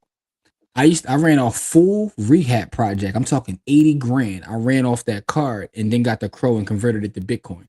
So, that was before the market went crazy. I don't no longer use that card. But Steve, what I want to know is the Coinbase Amex is on par with Gemini in his opinion. Okay, all right, that's good info. Is there an annual fee with that though, Steve? I'm not turning this into like, a Jimmy Question Steve show, but Steve, I really want to get the info. Like, I learned a lot from you guys, man. So Steve, is there annual fee with the Coinbase Amex? Because I already have a platinum business Amex, and I don't want to like get another annual fee if I don't need one. Stunt 101. No stunt. I'm trying to run a credit card play here, man. Trying to run the play. I'm over here with like a 616 credit score. I want to see what that feel like. What that be like? Yeah, I mean, I'm a little. I got 800, but $49.99. All right. I can justify $50, man. I'm about to apply for that. You gotta. Well, I already have a Coinbase account. Steve, do they give you credit to get me to sign up for a card? Because if so, send me your affiliate link. By the way, y'all, I don't care if I crack the billionaires. I still need y'all to sign up using my affiliate links. So I respect the affiliate link game too. So if I need something, y'all got it. Send me your affiliate link. So Steve, if you got the affiliate link, go to the village and send me the affiliate link for the Coinbase Amex. I'll sign up tonight. I hope you're not triggered, Jimmy. I'm a little triggered, bro. So this is out front of the crib, dog. She just left yeah, man. And you didn't even show the other side. Yeah. Come on, man. By the way, y'all, this footage he's showing you. So I had a tenant. I ain't gonna name no names, but things wasn't going well. So in lieu of an eviction, just move out at a certain date. Cool. But I didn't know move out mean just throw your trash right in front of the crib though. Like what we doing here, man? She was trying to be compliant with the move out order. Now, here's what I will say though. We got it taken care of though. You know what I mean? Shout out to Kamari. Kamari's guy came through and took care of it. You know what I mean? And by the way, so the video footage we got, I had Kamari out there to look at the outside, but also we walked through the house. So you get to see, what a typical Philly road home, looks like. Cause yeah. And I'm gonna do it before and after too. So shout out to Camille. Camille's gonna take a look at this week and get all the rehab work done. And I'm trying to figure out I'm gonna run it a rehab. Now listen, if you got the affiliate link and you can shoot it to me, I might try to run it through the Coinbase Amex. Let's get it. What credit score you need for that thing? I'm trying to see what that feels like. I need an 800. It's funny because I definitely hit an 800. I got me a screenshot of the 800 just to show people that I once hit an 800. Because once I saw that, I went and banged him up. I'm at like a 779 now, so I'm not too far off. But 21 points. No, but what I'm saying is, listen, bro, that's years of building. When I went to speaking of going to HBCU, when I went to Lincoln, I tore my credit up something terrible. Terrible. All right, so listen, y'all, we need our hashtag. What we got? I know we got D9, we got Divine 9. I know we had Do You Have a Brain? Y'all Wallen, Dr. Mark. What's it going to be? Treacherous. Cruise the world with pearls. Gator boots for girls. Let's think of some. What's some other ones you got to throw out there? We talked about anti-intellectual. We talked about WEB. We talked about, we talked about a lot, man. Let's make it hashtag FLH, Fannie Lou Hamer. I love Fannie Lou. I do too. I absolutely love her. And for those who don't know who Fannie Lou Hamer is, or don't know a lot about her, there's a lot of stuff. Look her up on YouTube. There's also footage of her speaking or whatever. She was so passionate. She was so super dope. And I think that to me, she's one of my sheroes just because she was about that action and she cared about her people. Facts. So make sure that, for those who don't know, go do the knowledge, man. Hit the library, man. Facts. Hit the library, man. She's super dope, man. So I want to show you something, Jim. So on the top of the show, we were talking about grief. Yes. Dark side of Black wealth. So yes. I want to show. And by the way, I want to have that as a full-blown conversation, man, because, I mean, but it's just like, a lot of things have been triggered for me. Like we did the whole Protecting Your Legacy event earlier this year in March. I feel like we need to run that back and do it again. I think the fact that we did that and what happened is like, is right, because our sister stole the whole show. Oh, yes. And for us to have that conversation and for her to be in the space doing that and then what happened, it's like, whoa. Yeah. Yeah, we should do it. We should do another live show like that, man. We gotta get it back to our live shows anyway, man. But we got 2 live shows in the can that we're waiting for Kamari to finish editing. But I ain't gonna put him out there. Man, it's really hard being Mar around you. It's whoa. No, listen, we got 2 live shows. The live shows was fire though. But the one back in the day, people used to bring me big boxes and trash bags of their receipts. Those days are long gone now. But as I'm going through my dad's office and cleaning it out, I'm finding all remnants of the past. Glad these days are over. Man. So I'm cleaning out, I'm finding old client data, and these are clients of me and my father. So the crazy thing about this, right? Yes, I'm second generation, but I worked in my father's office with him. I ran his office at one point. I mean, so it's bittersweet, man. It's definitely bittersweet. The one part that I think is an important and crucial part of that conversation about that, I guess I don't know what you want to call it, the trauma or the pain of like generational wealth, is I had a lot of guilt with the assets that were left to me. But that's part of it, right? That's trauma as well. Because, like, I mean, you told me, and yeah, I mean that. I told you. I've been very transparent about it. In fact, I talked about it a lot at that live episode where I was like, "Yo, I had a hard time. Like, my mom left me some bread, and I couldn't spend it." Right. You know what I'm saying? Like, I just felt guilty. Like, I didn't earn this. I didn't do anything for this. Like, that was a feeling I had. Like, I don't.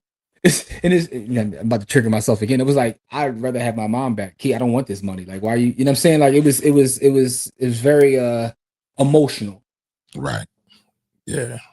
You know what I'm saying? So, so that to me is like the conversation that how I see that. But going through someone's stuff when they're no longer here is like difficult, man. Yeah. Kamari, I want you to make me a promise though. If I go before you, just take my phone and throw it in the river. That's all I So the fact that you just said that publicly, I'm sure the boss will get that phone. I'm joking, y'all. These are jokes. I'm podding right now, allegedly. But let's just say this. I have seen it happen. I have seen people get the phone. I have seen, as they should have. Listen, man, my mother-in-law used to tell me a story about how when her father passed, right? They went to his funeral and found out he had a whole other family. And this boy was so slick that what he did was, so he had a couple girls with, his wife and a couple girls with his girlfriend. But he named them all the same name so he wouldn't make mistakes. So he had like a Nicole here, Nicole there. It's not funny. I'm sorry. So I'm not laughing, but what I am laughing at is that we have a joke in my family that we meet new cousins every time there's a death in our family.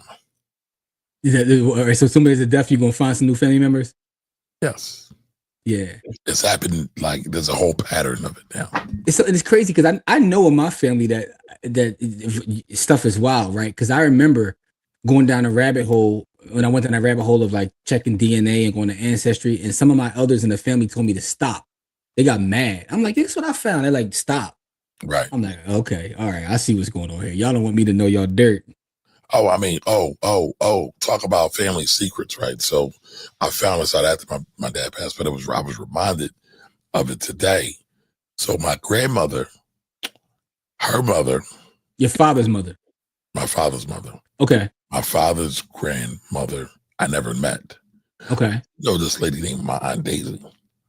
And then come to find out, I'm looking at the grave marker that my dad got was that my Aunt Daisy was married with my grandmother. And it says, may you rest forever with your mother. Oh, whoa. I was around my great-grandmother, didn't even know she was my great-grandmother. And damn, I wonder what the story was behind that. Yo, that sounds like a S.A. Cosby novel, man. Or a Lifetime story. Yeah, whoa. That's like the Jack Nicholson story. You ever heard about his story? No, but you just saying S.A. Cosby just means you agree that he's a GOAT. You just want to. I agree that he's phenomenal. He's super. I love the brother, but I don't GOAT is like heavy. As I feel that, she said I just had to find my dad to send for a speaking engagement and got missed all up over again. Yeah, man. Listen, hey, Joyful. Oh man, listen. To me, Joyful is the It's a good thing and bad thing. Like with my mom and even with Tracy, it's like those Facebook memories. I check my Facebook memories every day to see like what was I doing last year or the year. Like, I always do it, and it's always those pictures, man. Like, Jamel says I felt that way about my old Earth. For the olds who don't know the language, that's his mother and old dad bread that I didn't ask for. It was forced on me in both instances. Yeah, so Jamil, you know exactly the feeling. Like you know what I'm saying? Like, yeah. It's so wild. And it's funny because when I tell people that haven't been through it, they don't get it. Like they be like, "What you mean? Like that's a good thing." Unless you like you don't get the guilt that comes with that, right? But when you've been through it, you know. And that's what I was laughing at Ant's comment. You know what I mean? I'm a minute behind, but I just got all them S-Dub images in his phone. But Jem got all those S-Dub images in his phone. Shout out to Productions. I'm podding, man. Anyway, but no, That's a crazy story. But listen, real quick, the Jack Nicholson story. So he was raised with his sister, right? You know, by his parents. And come to find out, like, you know, through people dying or what have you, the person that was his sister was his actual mother, and his parents that he thought were his parents were his grandparents. But his sister, well, which was his actual mother, she was like a teen mom. She was very young. So basically, her parents said, "We're going to raise the kid." But the whole time he thought was his sister, had a sister, brother, sister relationship, was his mother. And yeah, he had to get therapy on that. Like he was kind of, you know. Yeah, that's rough. That is rough. Said I had to say, it ain't just our folks. Family secrets and family. Like everybody out there got some family dirt, doggy. Listen, humans are going to human. That's the thing. We talk about black stuff because that's what we are here knowing and are about. But I remember being on Ancestry.com and I start asking questions. I'm like, hold up. So Uncle such and such, he married his wife when she was 13 and he was 30? They like, it was different back then. I mean, okay, I hear you, but 30 and 13 is a little wild. Was different, but it was still wrong either way. Like it's a little wild, doggy. Like, you know, especially when you read on the Ancestry, like such and such parents had to like sign them over. It's like, you know, okay. All right, anyway, so go with hashtag FLH, right? Yes, hashtag FLH. That's the giveaway, y'all. By the way, if you do win, go to your Cash app, hit the up and down arrow, go to Bitcoin, hit the up and down arrow so you can receive. You'll get a QR code, tap the QR code, you will get your Lightning address. Get your Lightning address, send that to moi. I will get you paid this evening. Let's do it this evening. Go to the village, and in the village, you can send an inbox or you can send it within any of the chats. So Chris Tucker, it's funny. I just watched that movie because it was him and it was Nunu. Not Nunu. What's her real name? Damn,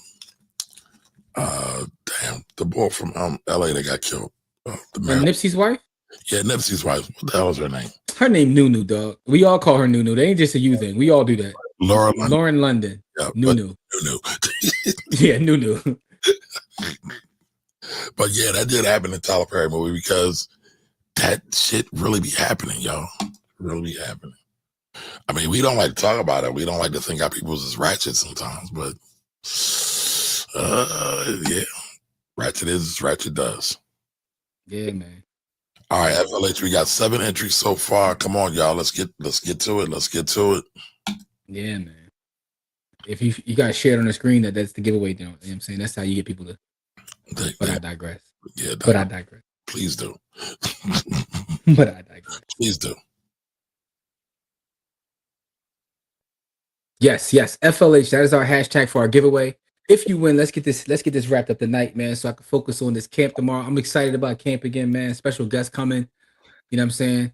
108 East Price Street, you know, Philadelphia, PA 19144 is in the Germantown section. Faith Chapel Church. We'll be live in living color at Faith Chapel Church. Come build with us. So Jimmy, somebody just sent me a text saying that Section 8 is shut down too. Is that true? Whoa, since when? I ain't getting no Section 8 shut down. I got my don't tell me that because I'm waiting for some payments to hit tomorrow. Well, let me see. Hold up. Tomorrow will be the first, right? Yeah, hold up. I ain't getting no notification of that. It better not be shut down. I need my chicken. Let me see. Did PHA send me anything?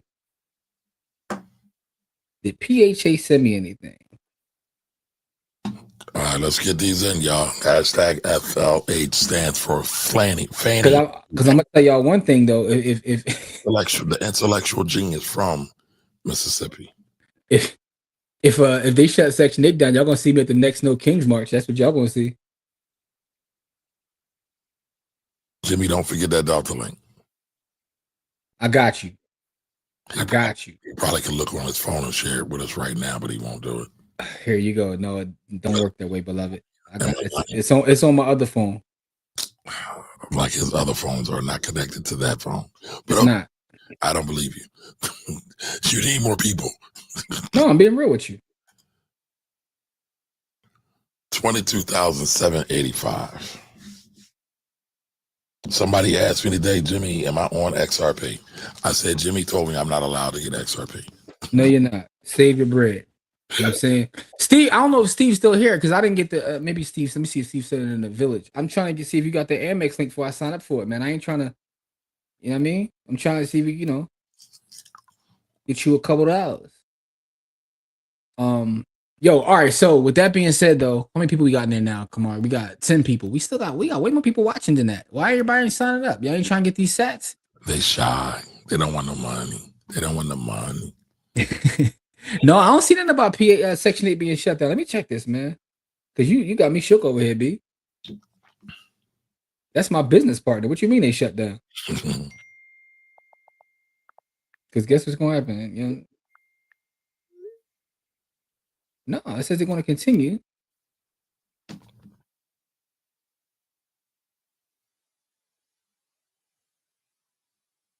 We got 10. Can we get 3, 4, 5 more? Yeah, what I just read right here, it says that they've already said that the payments for November and December are already like set to go. Like there's no shutdown. Like anyway. Maybe there was some misinformation. Look, they would cut staff before they start shutting them down because although I did see something today that was kind of like troubling because again, my conspiracy theory brain, it works a little weird. They're trying to organize people to basically riot supermarkets. There's like a big online effort, and it starts on TikTok with all the revolutionary kids. They don't want to give SNAP benefits. We're rioting supermarkets, and they're trying to organize a date, and everybody just like get together and riot markets. And I'm like, so here's how my brain works. Is this what they wanted? Because now what happens if you start doing that kind of stuff? You know what that allows him to do. Yep. So now I'm like, maybe this was the goal in the first place. But here's the thing: if you are going to do something like that, you need to be nice and quiet about it. They got flyers. No, they got actual flyers. They got flyers for it. Are you gonna all the civil disobedience? You gonna make a flyer for it, like a come home party and whatnot. Y'all went on Canva and cooked up something real fly. All right, y'all. Hashtag FLH to get put in the giveaway. Hashtag FLH. Yeah, you can't be I guess they don't know what it means to stay low and keep firing. But hey, listen, man, y'all shut down them Section 8 payments. I might be on one of them. Never mind, me shut up. Cookie said, Kamari, stop begging people to enter. Let's go. She wants to. Okay. Enough said, Queen. Enough said. Hey, look, Cookie said it, so it is what it is. Like, we got way more than 11 people watching. We got tons more people watching, but for whatever reason, y'all ain't trying to get this money. Hashtag FLH. Y'all got 10 seconds. They don't want this money. 10, 9. So it's gonna be amongst y'all 11 then. 7, 6, 5, 4, 3, 2, and 1. Let's get it. Shout to Cookie. I hope Cookie wins. I do too. Well, I hope anybody. Good luck to everybody, man. I ain't trying, but Brittany, hold up. Didn't Brittany just She won like last week, 2 weeks ago. Either last week or 2 weeks. Brittany, hey Brittany, so Brittany, at this point, you know how to send me that. You know what I mean? You're mean, so send it to me right now. I'm gonna get it to you, Brittany. I'm gonna pay you. So, by the way, I see P Morton in the comment. At first I thought it was PJ Morton. I thought he was checking out our show. So that's his favorite entertainer right now, yo. Yeah, man. Yeah, look, right now, PJ Morton is my favorite entertainer in general. Right? My favorite entertainer of all time is Steve Land. Congratulations to Brittany. Go ahead. And I think PJ Morton is the new Stevie, but that's either here nor there. But I just want to put out there that PJ Morton got a new album dropped today. It's a live album. It's super fire because he's the GOAT. Brittany says she's here. Brittany, send it to me. Shout the little man in the picture. The little man in the picture look mad devious. Pull up Brittany's joint again. Shout the little man. Is that a I can't tell if it's a boy or girl. Shout out to the little one, I should say, but looks mad devious though.